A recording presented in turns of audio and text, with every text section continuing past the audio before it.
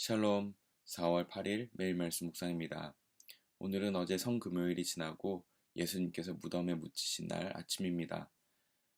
예수님께서 십자가에 못 박히시고 무기력하게 죽은 것 같았던 그 상황 가운데 무슨 일들이 일어났는지 오늘 본문 말씀을 통해서 함께 묵상하고자 합니다. 오늘은 요한복음 19장 38절에서 42절 말씀입니다. 제가 먼저 봉독하겠습니다. 그 뒤에 아리마대 사람 요셉이 예수의 시신을 거두게 하여 달라고 빌라도에게 청하였다.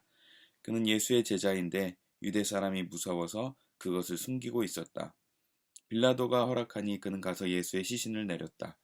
또 전에 예수를 밤중에 찾아갔던 니고데모도 모략에 침향을 섞은 것을 100근쯤 가지고 왔다. 그들은 예수의 시신을 모셔다가 유대 사람의 장례 풍속대로 향료와 함께 삼배로 감았다. 예수가 십자가에 달리신 곳에 동산이 있었는데 그 동산에는 아직 사람을 장사한 일이 없는 새 무덤이 하나 있었다. 그날은 유대 사람이 안식일을 준비하는 날이고 또 무덤이 가까이 있었기 때문에 그들은 예수를 거기에 모셨다. 아멘. 오늘 본문 말씀에는 두 인물이 등장합니다. 아리마대 사람 요셉 그리고 니고데모.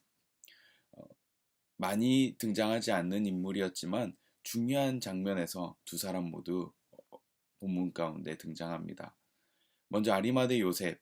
이 요셉이란 이름은 참으로 특이하게도 예수님의 탄생에 기여한 인물과 그리고 예수님이 돌아가셨을 때 기여한 인물, 돌아가신 이후에 그 삶을 정리해주는 인물로 똑같은 이름이 예수님의 삶의 처음과 마지막에 등장한 이름으로 나타납니다.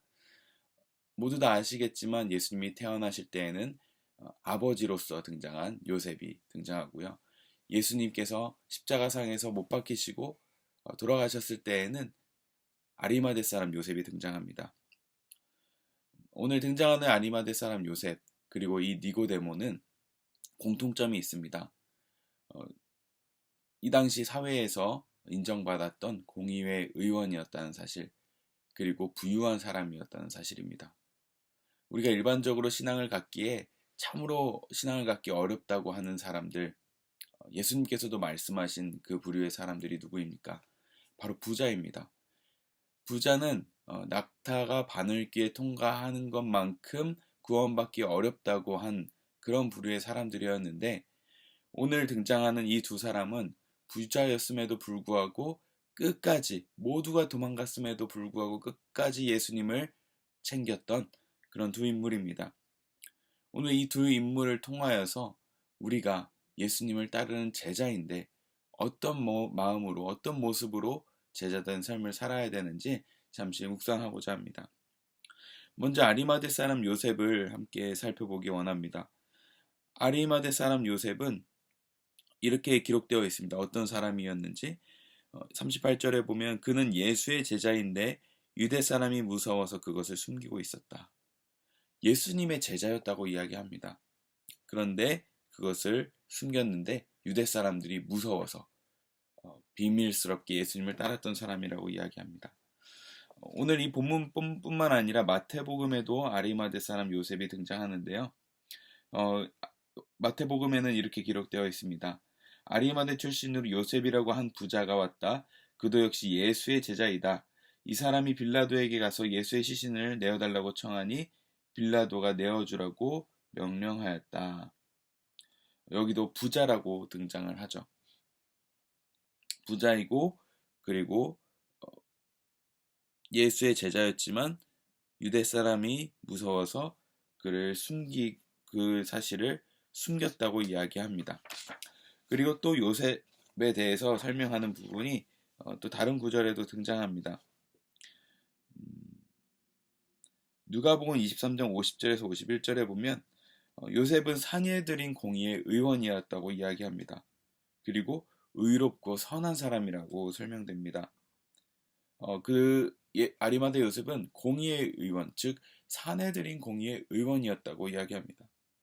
굉장히 그때 당시로 치면 오늘날로 비교하자면 국회의원과 같은 자리였죠. 이 백성의 지도자였습니다.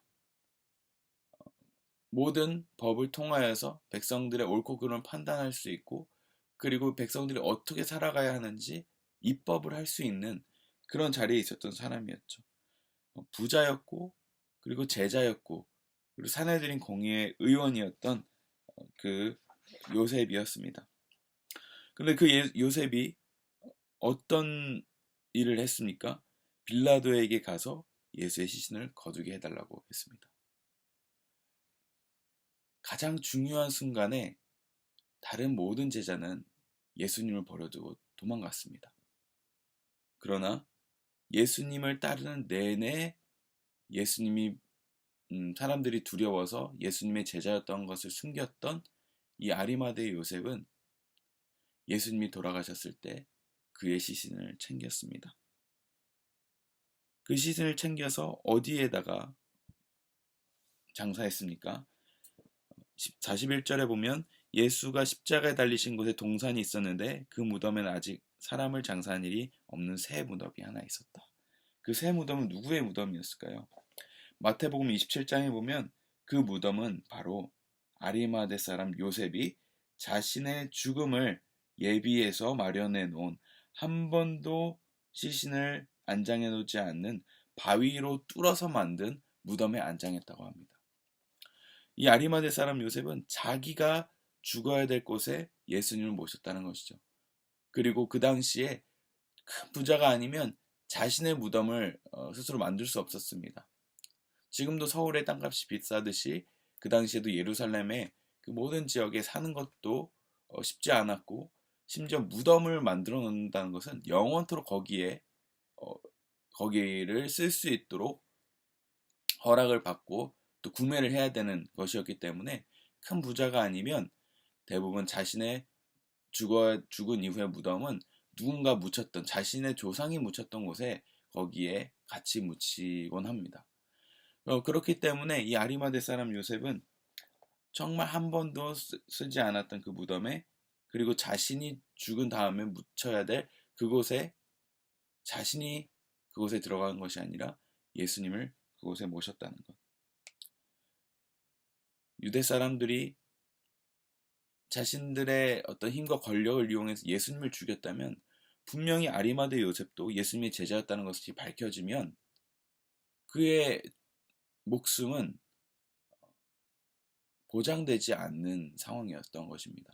그럼에도 불구하고 아리마대 사람이 자신의 무덤에 예수님을 모셨다는 것은 어쩌면 나도 지금 죽어도 여한이 없다 라는 고백으로 그 예수님을 그 무덤에 묻힌 것이 아닌가라는 생각으로 우리가 추정할 수 있습니다. 자신의 죽음을 불사하고서라도 예수님을 끝까지 모셨던 아리마대 요셉. 또 한 사람이 있죠. 니고데모입니다. 니고데모도 역시 그 모든 죽음을 불사하고 예수님을 챙겼습니다. 그런데 어떤 행위까지 합니까? 39절에 보면 예수를 밤중에 찾아갔던 니고데모도 모략에 침향을 섞은 것을 100근쯤 가지고 왔다. 모략에 침향을 섞은 것을 100근을 가져왔다. 약 34kg이 되는 모략에 침향을 섞은 것을 가져왔다고 합니다. 34kg. 이미 다 끝난, 이미 죽은 한 사람을 위해 34kg 가져왔다.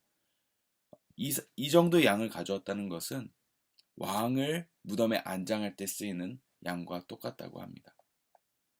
니고데모는 지금 자신의 목숨이 왔다 갔다 하는 순간에 그것과 상관없이 예수님을 모시고 왔을 뿐만 아니라 그 예수님을 진정한 왕으로 무덤에 묻혔다는 것입니다. 니고데모가 어떤 사람이었습니까? 예수님이 공생의 사역을 시작할 때 밤중에 찾아와서 당신이 누구입니까? 어떻게 우리가 구원을 얻을 수 있습니까? 라고 물어봤던 사람 아닙니까? 다른 사람이 두려워서 예수님과 대화하기 위해서. 그때 예수님이 무슨 말씀을 하십니까? 그 유명한 말씀, 요한복음 3장 16절에 등장하지 않습니까? 하나님이 세상을 이처럼 사랑하사 독생자를 주셨으니. 하나님의 사랑을 그 말씀을 들었던 그 사람, 니고데모였습니다. 예수님의 사역에 그 정점을, 그 핵심을 배웠던 사람. 그러나 그것을 알고도 니고데모는 평생 동안 예수님이 돌아가시기 직전까지 유대 사람이 두려워서 숨기며 예수님의 제자로 살았습니다. 그러나 모든 사람이 다 두려워서 떠났을 때, 그때 니고데모는 자신의 모든 것을 들여서 왕이 죽었을 때의 대접을 니고데모는 하였습니다. 이 역시 니고데모도 앞으로 자신의 안위는 상관하지 않고 예수님이 왕이시다, 예수님이 진정한 우리의 지도자이시다 라고 고백을 한 이 사건인 것입니다. 이 두 사람을 통해서 우리가 생각할 것은 무엇입니까? 우리가 때로는 우리가 살아가면서 많은 사람들이 중요한 순간에 자신의 뜻과 맞지 않다고 해서 사람들을 배신하고 저버리고, 그리고 계약을 파기하고, 그리고 언제 그랬냐는 듯이 도망가는 그런 현대사회에 살고 있지 않습니까? 그러나 이 두 사람은 모든 사람이 다 떠났을 때 이 예수님을 끝까지 따랐습니다. 이것은 무엇을 이야기합니까? 우리가 예수님을 따르고 예수님을 섬기고 또 예수님의 제자로 살아가지만 때로는 내가 생각한 것과 다르게 우리 하나님의 역사가 내 삶 가운데서 드러나지 않을 때도 있고, 어쩌면 예수님을 따르지만 하나님을 섬기지만 우리의 생각과 그리고 사람들의 시선을 봤을 때는 어떻게 저것이 하나님을 따르는 사람의 삶인가? 어떻게 하나님을 섬기는 사람의 삶이 저런 모습이 될 수 있는가? 라고 평가될 때, 그럴 때가 있다는 것입니다. 그러나 우리가 오늘 이 시간 이 두 사람을 생각할 때 무엇을 기억할 수 있습니까? 그럼에도 불구하고 우리 삶 가운데 어려운 일이 있고 또 뜻하지 않은 일이 생길지라도 끝까지 하나님을 따르고 예수님을 섬기는 그런 주님의 신실한 제자가 되어야 한다는 것을 알 수 있습니다. 이 두 사람이 결국 마지막에 맞이한 것은 무엇입니까?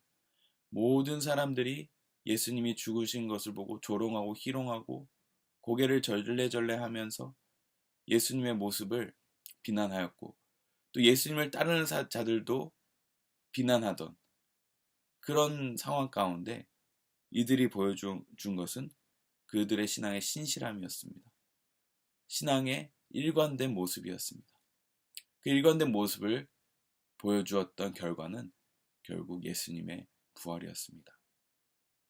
지금은 이 순간만큼은 많은 사람들의 조롱거리가 됐을 것입니다. 그 귀한 무덤을 무기력하게 죽은 예수를 위해서 쓴다고? 아니, 그 귀한 모략에 치명을 섞은 것, 백근 한 34kg가 되는 그 비싼 것들을 여기에다가 쓴다고? 사람들은 의아해했을 것입니다. 근데 이 둘은 그 모든 사람들이 지켜보는 앞에서 묵묵히 자기 길을 걸어갔습니다. 묵묵히 예수님의 시신을 끌어내렸고, 묵묵히 무덤까지 이동했으며, 묵묵히 자신의 모든 것들을 들여서 그 무덤에 안치했습니다. 그 순간만큼은 많은 사람들이 비난하고 이해하지 못하고, 왜 이런 상황에서도 그 예수님을 그렇게까지 따르는지 이해하지 못했겠지만 3일 뒤에 이들이 경험한 것은 무엇입니까? 결국 부활이었습니다. 예수님이 옳았다는 것, 그들이 따랐던 것이 옳았다는 것을 모두가 보게 되었습니다. 오늘 이 순간 우리가 예수님을 섬기고 예수님의 제자가 되고 우리가 하나님을 따르는 것이 누군가 보기에는 이해되지 않고 불합리해 보이고 미련해 보일 수 있습니다. 그러나 우리는 모두 알고 있습니다. 결국 예수님이 부활하셨다는 것, 승천하셨다는 것, 그리고 다시 오실 것을 약속하셨다는 것을 우리는 알 수 있습니다. 우리 또한 지금은 이 순간에는 내가 하루하루 살아가는 것이, 하나님을 따르는 것이 버거워 보이고 미련해 보일 수 있지만 결국에는 이렇게 살아가는 것이, 하나님을 섬기는 것이 그 어떤 순간보다도 하나님의 천국에, 하늘나라에 하나님께서 기억하고 계시고 값지게 여기고 계시고, 그리고 그 순간을 소중히 여기신다는 사실을 우리 모두 믿고 그것을 바라보시길 바랍니다.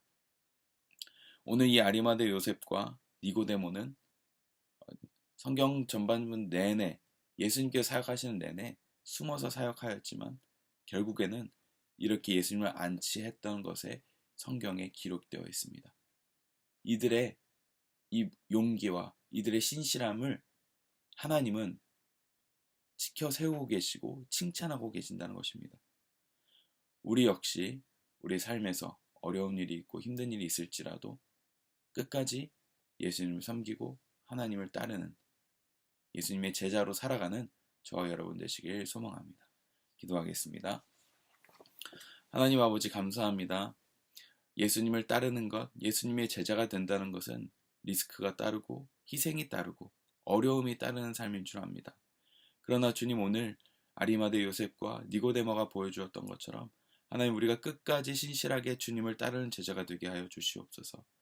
비록 때로 힘들고 어렵고 흔들리는 상황이 있을지라도 하나님, 정말 그 순간 주님을 선택하게 하시고 주님을 바라보게 하여 주시옵소서.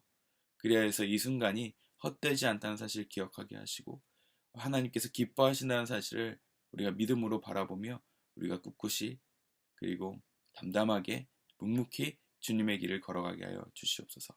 감사드리며 예수님 이름으로 기도합니다. 아멘.